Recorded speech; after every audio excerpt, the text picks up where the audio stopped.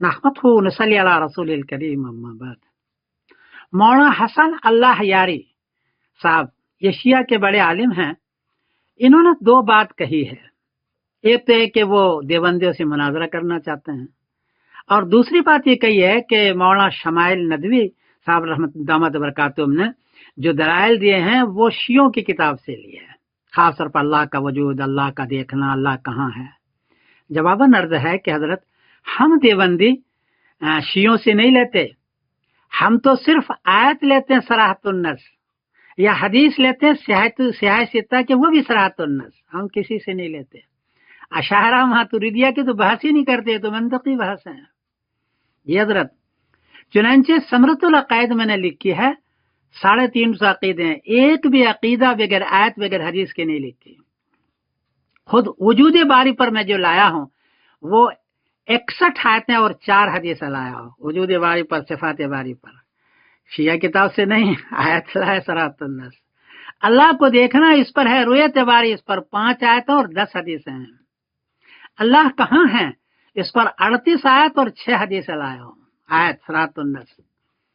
البتہ اللہ کہاں ہے، الرحمن علی العرش استویٰ، اس پر ہمارا موقف یہ ہے کہ اس کا معنی معلوم ہے لیکن کیفیت مجہول ہے، اور ایمان اس پر واجب ہے۔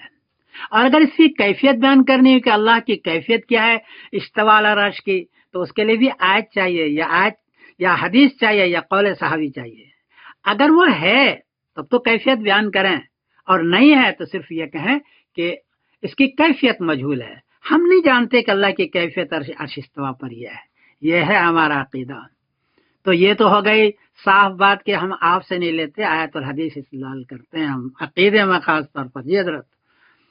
اور مناظرہ کرنا ہو تو ہم یہ منطقی عبارت نہیں لائیے گا، آپ آیت لائیے کسی بھی عقیدے کے بارے میں صراحت النص، جی، اور اس کا ترجمہ آپ شیعوں والا نہیں کیجیے گا، سنیوں والا کیجیے گا تفسیر ابن عباس سے، یا حدیث لائیے سیاہ ستہ کی، تو پھر ہم مناظرہ کریں گے اور دیکھیں گے۔ واقعی در در کی بحثیں، اس سے تو نفرتیں پھیلتی ہے، مناظرے کا مارکے نہیں، یہ امت کے جو نفرتیں پھیلتے ہیں، غیر مسلم جو ہے ہنستے ہیں۔ میں نے ثمرۃ العقائد لکھی، 350 عقیدے ہیں، ایک بھی عقیدہ بغیر آیت حدیث کے نہیں لکھی حضرت، اور پوری ہدایت پر حدیث سیٹ کی ہے، پوری قدوری پر حدیث سے کہ صرف 12 کتاب سے۔ یہ ہماری دیوبندیوں کی بلندی ہے، بہرحال کوئی غلطی ہو تو معاف کرنا۔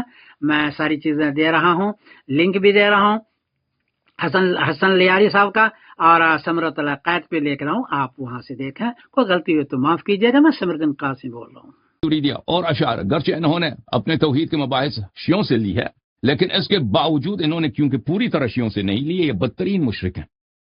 اور یہ مفتی صاحب جنہوں نے جاوید اختر صاحب سے مناظرہ کیا، جاوید اختر بیچارے کو کیا آتا ہے، اس سے مناظرہ جیتنا آسان ہے۔ تو میں